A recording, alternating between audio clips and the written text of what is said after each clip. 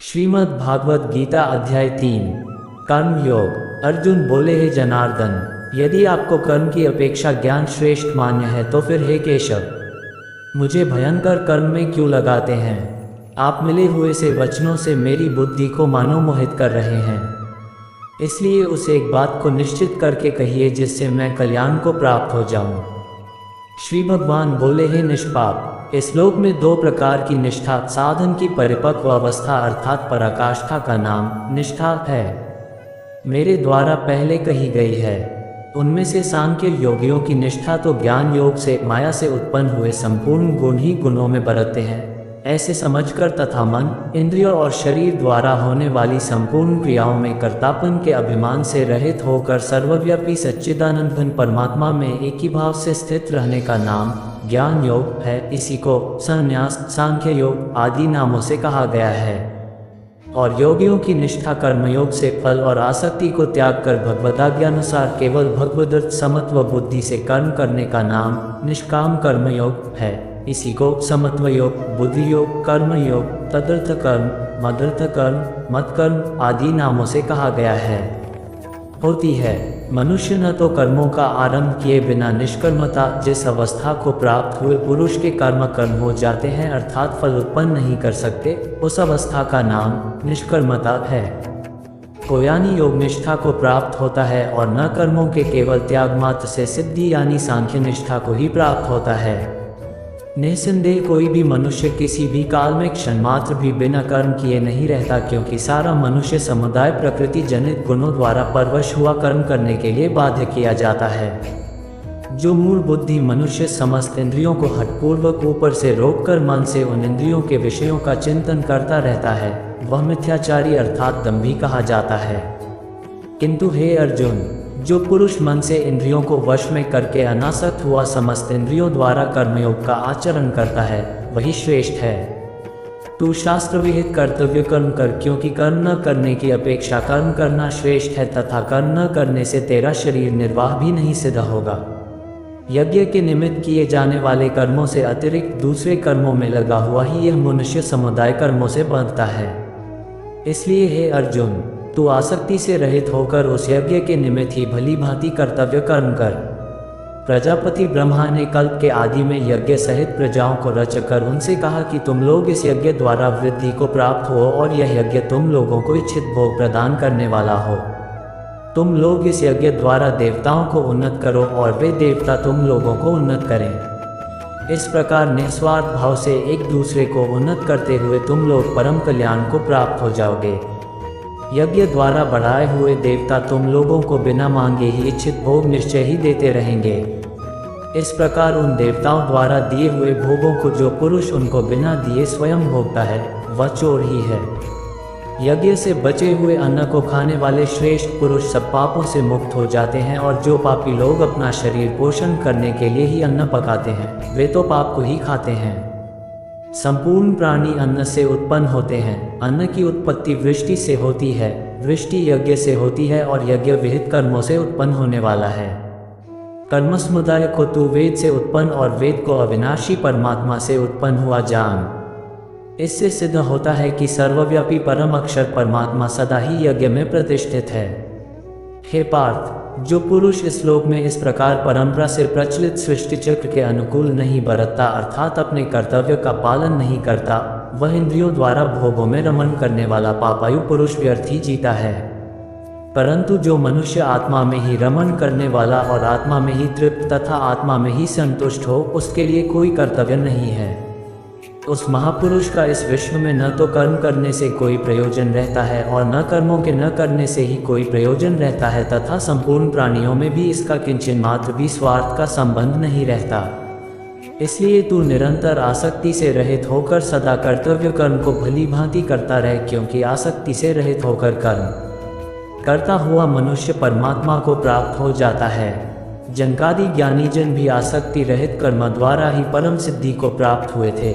इसलिए तथा लोक संग्रह को देखते हुए भी तू कर्म करने के ही योग्य है, अर्थात तुझे कर्म करना ही उचित है। श्रेष्ठ पुरुष जो जो आचरण करता है अन्य पुरुष भी वैसा वैसा ही आचरण करते हैं। वह जो कुछ प्रमाण कर देता है समस्त मनुष्य समुदाय उसी के अनुसार बरतने लग जाता है। यहाँ क्रिया में एक वचन है, परंतु लोक शब्द समुदायवाचक होने से भाषा में बहुवचन की क्रिया लिखी गई है। हे अर्जुन, मुझे इन तीनों लोकों में न तो कुछ कर्तव्य है और न कोई भी प्राप्त करने योग्य वस्तु अप्राप्त है, तो भी मैं कर्म में ही बरतता हूँ। क्योंकि हे पार्थ, यदि कदाचित मैं सावधान होकर कर्मों में न बरतूं तो बड़ी हानि हो जाए, क्योंकि मनुष्य सब प्रकार से मेरे ही मार्ग का अनुसरण करते हैं। इसलिए यदि मैं कर्म न करूं तो ये सब मनुष्य नष्ट भ्रष्ट हो जाएं और मैं सृष्टिकर्ता का करने वाला हूँ तथा इस समस्त प्रजा को नष्ट करने वाला बनूं। हे भारत, कर्म में आसक्त हुए अज्ञानी जिन जिस प्रकार कर्म करते हैं, आसक्ति रहित विद्वान भी लोक संग्रह करना चाहता हुआ उसी प्रकार कर्म करे।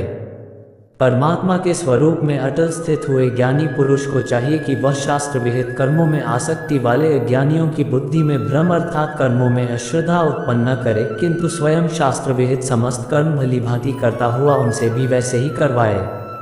वास्तव में संपूर्ण कर्म सब प्रकार से प्रकृति के गुणों द्वारा किए जाते हैं, तो भी जिसका अंतःकरण अहंकार से मोहित हो रहा है, ऐसा अज्ञानी मैं करता हूँ ऐसा मानता है। परंतु हे महाबाहो, गुण विभाग और कर्म विभाग त्रिगुणात्मक माया के कार्य रूप 5 महाभूत और मन, बुद्धि, अहंकार तथा 5 ज्ञानेंद्रियां, 5 कर्मेंद्रियां और शब्दादि 5 विषय, इन सब के समुदाय का नाम गुण विभाग है और इनकी परस्पर की चेष्टाओं का नाम कर्म विभाग है। के तत्व उपर्युक्त गुण विभाग और कर्म विभाग से आत्मा को पृथक अर्थात निर्लेप जानना ही इनका तत्व जानना है। को जानने वाला ज्ञान योगी संपूर्ण गुण ही गुणों में बरत रहे हैं ऐसा समझकर उनमें आसक्त नहीं होता।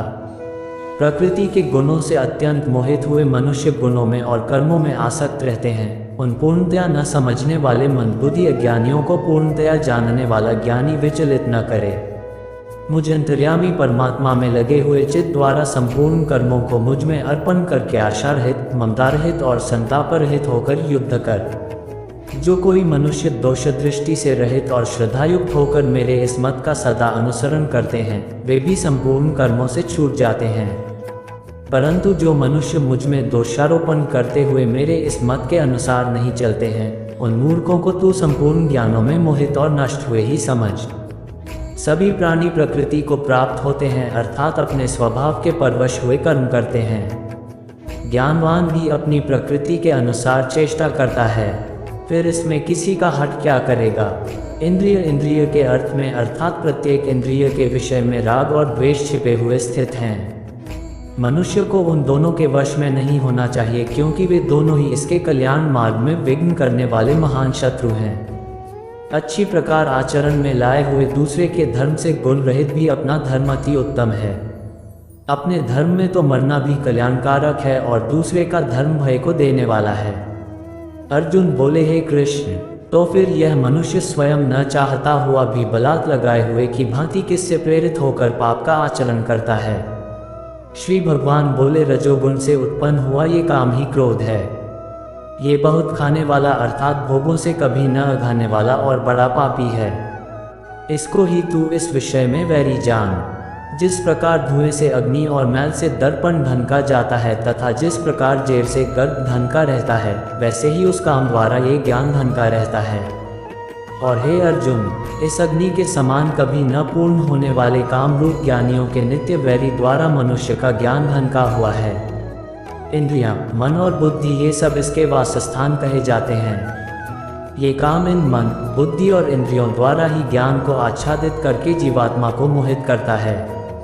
इसलिए हे अर्जुन, तू पहले इंद्रियों को वश में करके इस ज्ञान और विज्ञान का नाश करने वाले महान पापी काम को अवश्य ही बलपूर्वक मार डाल। इंद्रियों को स्थूल शरीर से पर यानी श्रेष्ठ, बलवान और सूक्ष्म कहते हैं। इन इंद्रियों से पर मन है, मन से भी पर बुद्धि है और जो बुद्धि से भी अत्यंत पर है वह आत्मा है।